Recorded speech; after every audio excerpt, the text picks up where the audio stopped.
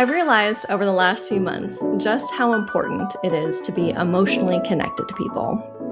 Now, if you know me, or you've been listening to this show for any length of time, you're probably not surprised to hear that. But I've made a pretty big shift in how I'm connecting with people recently, and it took an early morning bout with rejection sensitivity for me to see something clearly that had been rather oblique before. I don't always experience rejection sensitivity because I'm perceiving rejection where it doesn't exist. Sometimes I'm experiencing it because the person I'm trying to connect with doesn't have the exact emotional response I had planned. Hey, I'm Dr. Regina Ph.D., and this is Divergent Paths, the podcast where we talk about the many experiences late identified neurodivergent folks have in common. I also have a weekly newsletter, Nerd Notes, where you can get even more tools to help you embrace your weird, wild, and wonderful brain. The link is in the show notes. Okay, you'll often hear me talking about how I'm a poet. In this episode, I'm going to talk about that time I decided to be the playwright and the moment everything went wrong, which is often what happens on stage, right? I had sent a pebble, a micro bid for connection, to someone. It was a video, and I had in my head the exact response I thought he was going to have when he watched it. I had scripted this so well, I could feel the warmth and delight in the moment when he viewed it. And it did not land that way. And when I read his response, something inside me went sideways. And I want to name this very clearly. The hurt wasn't about what he thought about the video. It was about the emotional reaction I was hoping for him to have that he very much did not have. This is how I was the playwright. I had constructed a scene and an idea of exactly how I thought he was going to react to this bid for connection.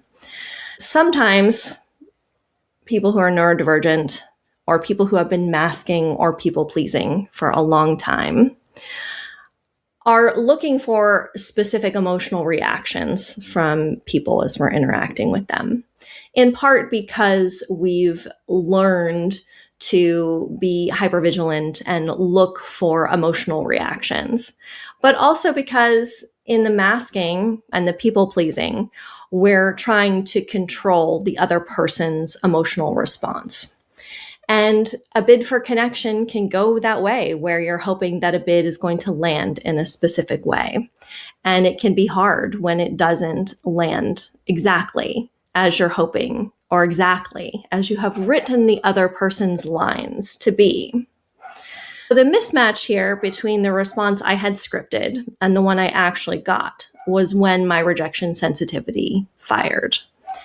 Not at worrying that he was going to reject me, but feeling like he didn't follow the lines I had given him. And the fear is real. Like the fear that drives rejection sensitivity is very deep.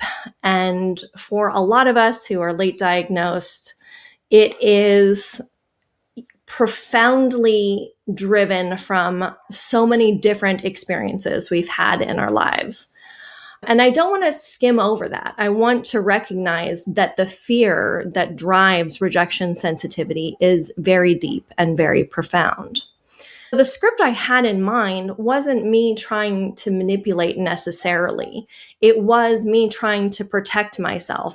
Usually when I have moments like this and I experience this kind of rejection sensitivity, as I've come to recognize that's what it is, my response is to just manage it myself.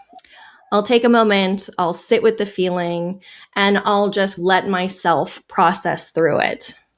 I don't often share when I have moments of rejection sensitivity with the people in my life. because I felt like it needed to be this burden I just needed to carry as someone who was late diagnosed neurodivergent. Instead, this time, I shared it. Instead of trying to hide it away or managing it myself, I told him. I named the impact directly. I said, I'm experiencing some rejection sensitivity from your response to that video. And I was very clear that I knew it wasn't his intention to make me feel rejected, his response, but I was still having that emotional reaction. And it required me to separate out impact from intention. And that allowed neither one of our emotional responses to be wrong or invalidated. He could still have his reaction, and I just said, this wasn't what I thought. This wasn't how I thought you were going to respond. And that's not a small thing. Being able to pull out, this is what happened and this is how I felt, was really powerful. The conversation that followed showed me where the hurt was and showed me that the rejection sensitivity was coming from my own expectations, and not because I felt scared for the relationship, but just because this person didn't experience the emotion I wanted them to experience, which is not under my control ever. Their emotional response is not my responsibility and is not something that I can control or should want to control. But my neurodivergent brain that has been masking to protect me for so long really wanted that emotional reaction for that person. Being able to do that was allowed me to go through another breakthrough in understanding my rejection sensitivity.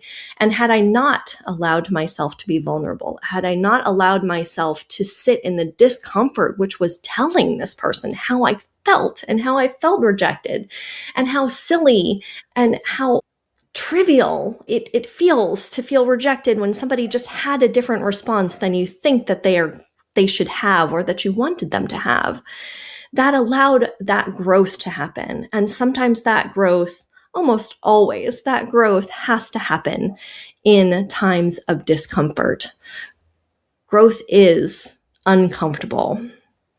What I'm taking forward in this is I'm not going to try to tell myself not to write the scripts or not to try to anticipate the reaction that somebody's going to have to a bid for connection that I send them, a micro bid or otherwise. But I'm going to try to remind myself that the bid for connection isn't necessarily about the emotional response I want them to have. That sometimes when they have a response that isn't the one that I'm looking for, that growth might come from them or growth might come for me as well through that process. It doesn't have to be something catastrophic for either one of us. So if you experience rejection sensitivity, and maybe you're recognizing that some of that rejection sensitivity is coming from how you want the other person to emotionally respond, let's talk. I have a link for my clarity calls in the show notes, and I'm currently talking to people about my introductory coaching package, The Nerd Out. Until next time, try to notice the script before it runs and be a little gentler with the part of you that wrote it.